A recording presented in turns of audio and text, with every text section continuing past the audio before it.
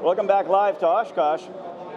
We're very, very privileged to have one of the world's very best aerobatic pilots.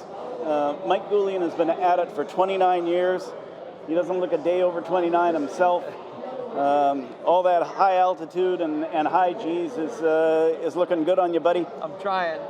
So, how come you're still here, and why is Oshkosh so special for people in your job? You know, a lot of people ask me, Russ, like, what keeps you doing it? What do you still have fun? And the answer to that question is absolutely, right? And I think the biggest thing for an airshow pilot, to an even greater extent to all of us pilots, is that every day is different, right? We have to look at the weather, the conditions, the wind, our fitness, how is the airplane doing, all of those factors.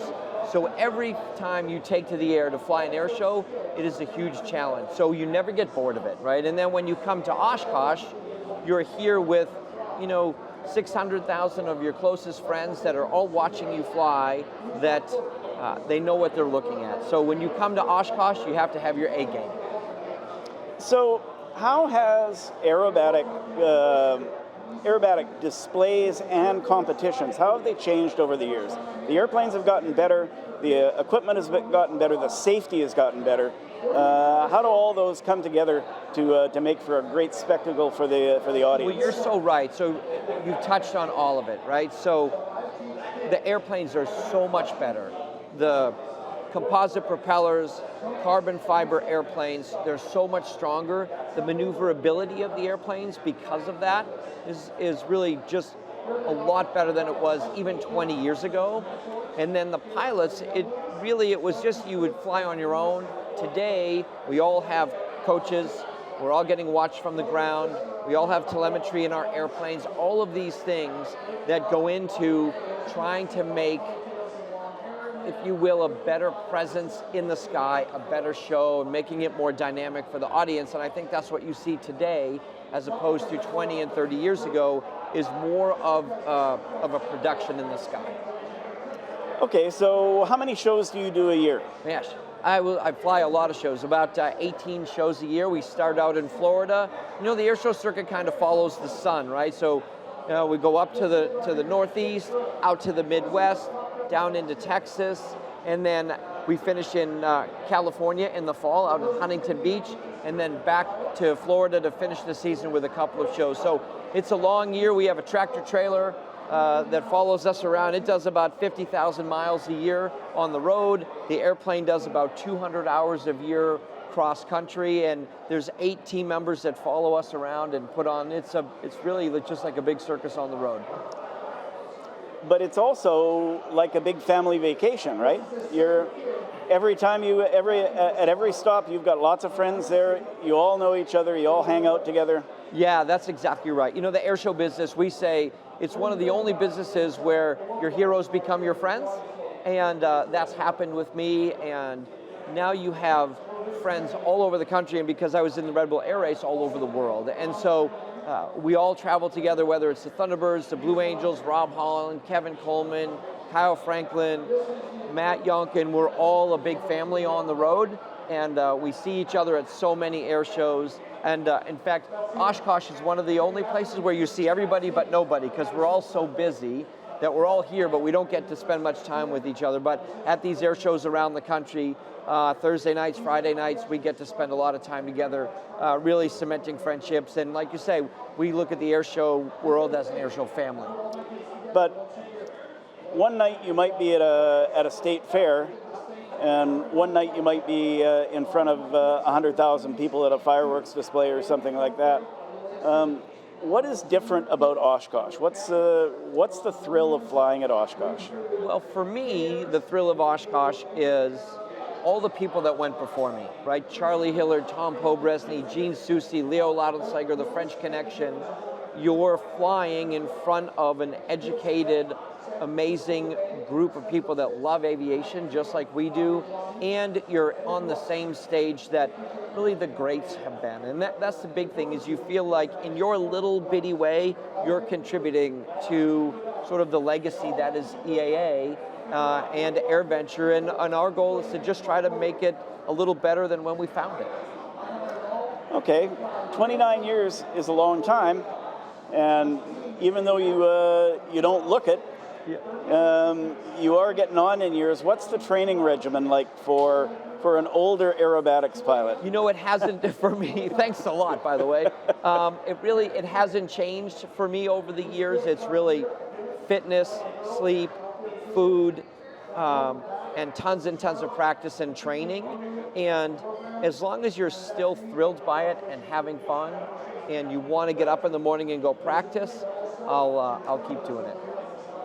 Now, most people know you as this really high-level competitor, and you're a Red Bull air race competitor, and all of that. But you are very much at the grassroots of aviation with your other business. Tell us a little bit about the flight training business and how that's changed, and how your school is adapting to that. Yeah, it's been a great thing. I grew up in the flight school business with my dad and my mom. We sold that business quite a few years ago and started another one. So Mike Goulian Aviation with my wife and I, we have a big Cirrus training center back in Boston, right near Cape Cod, and then just west of Boston, 2 locations. And we're also training people in upset recovery and some aerobatics, and also some grass airport and backcountry flying with Huskies. So we're trying to take pilots and put them in amazing technically advanced airplanes, but then also take their skill set to the grass and to aerobatics. So we're making a complete pilot. And you know, I think the thing today, with all the technically advanced airplanes and solid state instruments, the redundancy that we have in the cockpit makes it so much safer, right? I remember when we were at our flight school in the 80s and the 90s, and you've got a gyro with a vacuum pump, and you're worried about the thing in the clouds. Not as much today, right? And now the training materials are changing. I was just over at Cirrus, and they're now looking at sort of virtual reality stuff, and it's amazing where the industry is going so fast to make what's become a complex airspace environment, as you know, a little easier and all of these things. So I hope the technology will just make it easier and more fun. Safer too. And safer, for sure. So you'll get the odd student that comes through, and you see that spark. What's your advice to somebody who wants to be an aerobatic pilot, Mike? You know, I tell them that it's a long road. It's not an easy road. For me, I tell people I was too stupid to stop, right? I didn't go the airline route, and I was lucky enough to make my living being an air show pilot and competing in air race.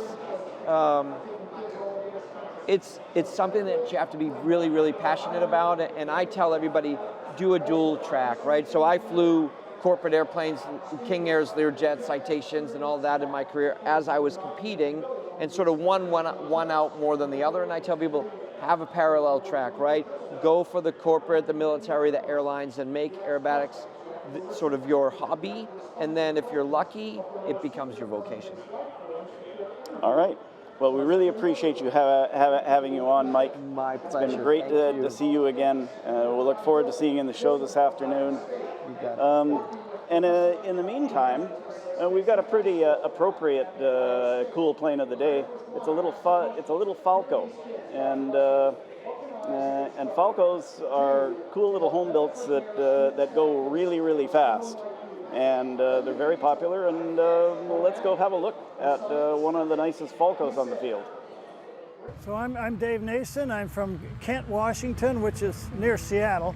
So this airplane is a Falco, which is an F8L is the model number. It's an Italian airplane, so that's why it's red. It has to be Italian. It's fast. It's got to be red. So, but it's all wood. It has about 180. This was 180 horse. There's 160 or 180. I have a pretty good cruise, around 200 miles an hour, 210 is my cruise, running about 8.5 gallons an hour. It's a real efficient airplane. They're a 2-finger airplane. You don't put your hand on the stick, you just sort of sneak up to it. And like I say, I've got about 1,800 hours on it now, which is a lot of flying for it. I just fly it all the time. It's just too much fun. I didn't have to build it all, but I started with the tail section in the basement, and then I moved up to the wing upstairs in my hangar, because the wing is one piece, 26 feet long. And then when that was done, then I moved the whole operation up to my shop across from the house, built the fuselage.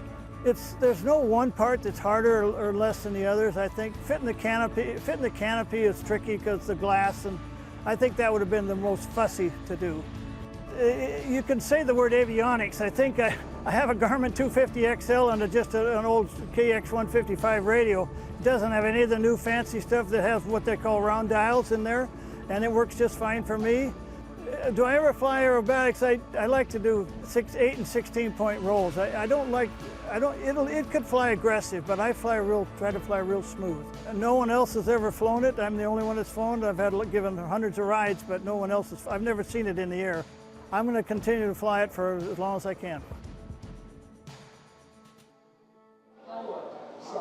Welcome back live. We have a little bit of extra time today, so we're going to show you an extra cool airplane. There's a video coming up of the Lancaster bomber, and it's very neat. So this has been Russ Niles reporting for AvWeb for Oshkosh Live. See us again tomorrow at 11:30, and see all my colleagues starting at 8:30 in the morning. Thanks very much.